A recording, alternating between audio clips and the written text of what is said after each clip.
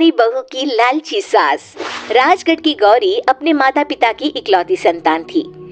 गौरी के पिता मेहनतकश किसान थे। वो सारा दिन खेतों में काम करते। गौरी अपनी माँ का किचन में हाथ बटाती। वो जंगल से लकड़ियाँ बीनती और माँ के चूल्हे में मदद करती। एक दिन वो जंगल में लकड़ी बीनने गई थी कि तभी उसे रोने की आवाज आती है।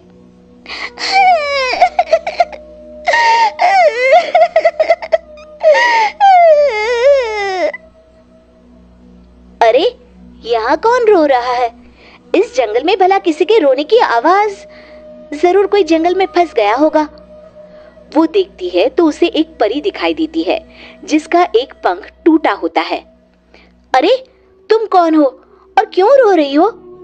मैं परीलोक की रानी हूँ। पृथ्वीलोक में घूमने आई थी, लेकिन देखो ना, मेरे पंख ही टूट गए। अब मैं कैसे उड़ान भरूंगी? अरे, इसे जोड़ना तो आसान है। रुको, मैं अभी जोड़ देती हूँ। ये कहकर गौरी लकड़ी और रस्सी की सहायता से पंखों को जोड़ देती है। परी अपने जुड़े हुए पंखों को देखकर खुश हो जाती है और गौरी को वरदान देती है कि वो पूर्णिमा की रात किसी भी चीज को हाथ लगाएगी तो वो सोने की हो जाएगी। लेकिन गलती से अगर उसने किसी इंसान को छू लिया तो वो अगली पूर्णिमा तक सोने का ही रहेगा। गौरी घर आती है और सारी बात अपने माता पिता को बताती है। गौरी की माँ उसे कहती है, तू भी ना गौरी, सारा दिन परियों की कहानियां पढ़कर स्वप्न लोक में ही रहती है। नहीं माँ, मैं सच बोल रही हूँ। देखो, आज पूर्णिमा की रात है ना, इसलिए डर के मारे मैं कोई सामान भी नहीं छू रही हूँ। अच्छा, ऐसी बात है बिटिया रानी, तो जरा इस घड़े को हाथ लगा दे। गौरी घड़े को जैसे ही हाथ लगाती है वो सोने का हो जाता है। गौरी के माता पिता घड़े को देखकर हैरान रह जाते हैं। अगले दिन गौरी के पिता उस घड़े को सुनार के पास बेचने जाते हैं तो रास्ते में उन्हें कंचा काकी मिलती है। वो सोने का घड़ा देखकर गौरी के पिता से पूछती है, अरे गौरी के बापू, ये पीतल तो बड़ा चमक रहा है। अरे काकी, ये पीतल नहीं, सोना है, सोना। बेचने ले जा रहा हूँ। अरे, कहीं कोई लॉटरी लग गई है क्या? इतना सोना? गौरी के पिता काकी को गौरी को परी द्वारा दिए वरदान के बारे में बताते हैं। काकी गौरी के पिता की बात सुनकर सोच में पड़ जाती है और फिर अगले दिन काकी गौरी के घर आती है। गौरी के बापू, तुम्हारे लिए मैं खुशखबरी लाई हूँ।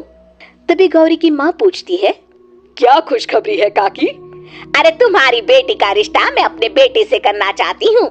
अरे, कब तक अपनी सयानी लड़की को घर पर बिठा कर रखोगी? हाँ, देखो काकी, मैं ऐसे ही व्यक्ति से अपनी बेटी की शादी कराऊंगा जो गौरी के वरदान से नहीं, उसके गुणों को समझे।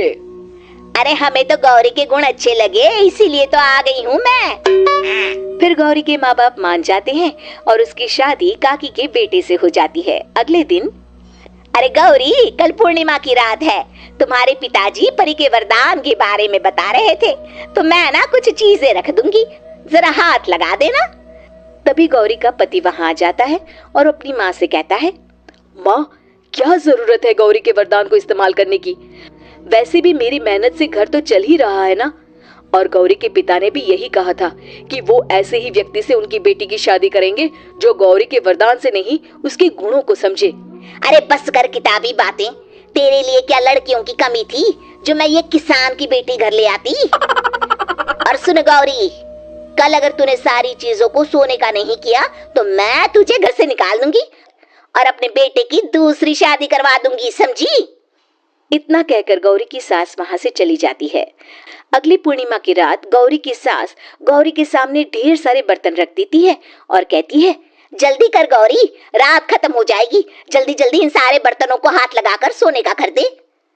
गौरी करती भी तो क्या, वो जैसे ही एक छोटे से बर्तन को छूने वाली होती है कि उसकी सांस भड़क जाती है। क्या मजाक बना रखा है? इतने छोटे से बर्तन में क्या होगा? ये ले, ये बड़ा वाला बर्तन।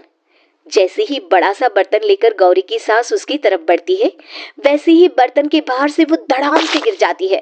सास को गिरा देख गौरी उन्हें संभालने दौड़ती है और वो सास को हाथ लगाकर कहती है, अरे सासू माँ, क्या हो गया आपको? कहीं चोट तो नहीं लगी ना? लेकिन जैसे ही वो हाथ सास से हटाती है तो देखती है कि उसकी सास सोने की हो गई है। गौरी सोनी की सास को देखकर रोने लगती है और अपने पति से कहती है, मुझे परी ने कहा था कि अगर मैं किसी इंसान को हाथ लगाती हूँ तो वो अगली पूर्णिमा तक सोने का ही रहेगा। अब मैं क्या करूँ?